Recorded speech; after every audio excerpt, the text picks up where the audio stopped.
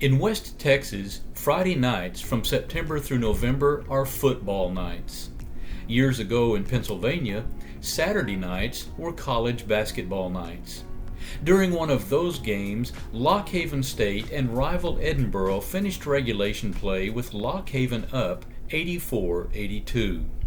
Both teams left the floor, but 30 minutes later they were back to finish the game.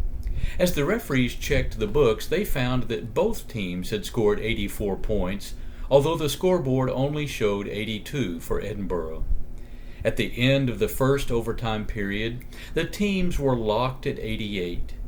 During the second overtime, Lock Haven began to pull away and finally won the game 97-92. How many times have you ever wished for a second chance like that? Perhaps the greater lesson is taking advantage of the opportunity you have when it is given you. God, through His Word, the Bible, encourages us to do our best at whatever activity is before us.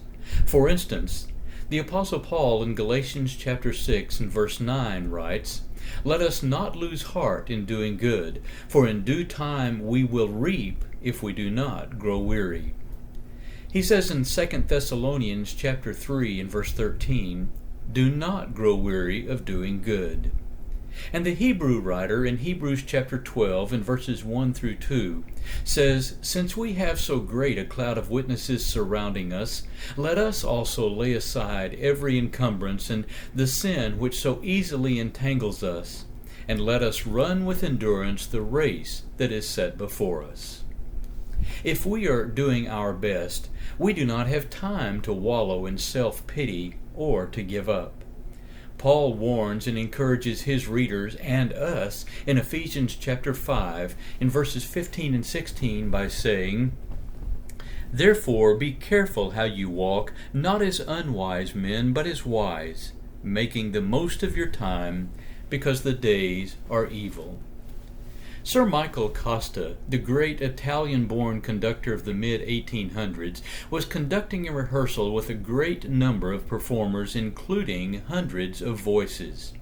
As the mighty chorus sang out in unison with the thunder of the organ, the roll of the drums, the blast of the horns, and the clashing cymbals, a man far away in one corner who played the piccolo said within himself, "I cannot play this part well, and in all this mighty volume of music it matters little whether I play or not. I will not be missed." And so he quit playing his instrument. Immediately the great conductor stopped, flung up both hands, and all was still and silent. Then he cried out, "Where is the piccolo?" His quick ear missed the sound of that one instrument. To him there was incompleteness because one little instrument had ceased to play. When we make the most of the opportunities presented to us, we should realize, just as the piccolo player needed to realize, we are all part of a larger whole. Not only is our part necessary, every part is necessary, and we need to make sure every part is played. In other words, we need to also encourage others in doing what they can do. Again, the Hebrew writer in Hebrews chapter 12, verses 12 through 13, tells us to strengthen the hands that are weak and the knees that are feeble, and make straight paths for your feet, so that the limb which is lame may not be put out of joint, but rather be healed. In 1 Thessalonians chapter 5 and verse 11 we read, "Encourage one another and build up one another, just as you also are doing." And again the Hebrew writer in Hebrews chapter 3 and verse 13 says, "Encourage one another day after day, as long as it is called today, so that none of you will be hardened by the deceitfulness of sin." As you consider the opportunities for doing good God sets before you, consider too, He has also given us a second chance. It is called forgiveness. Let us take hold of what He offers and resolve to live our lives committed to Him with all that is within us.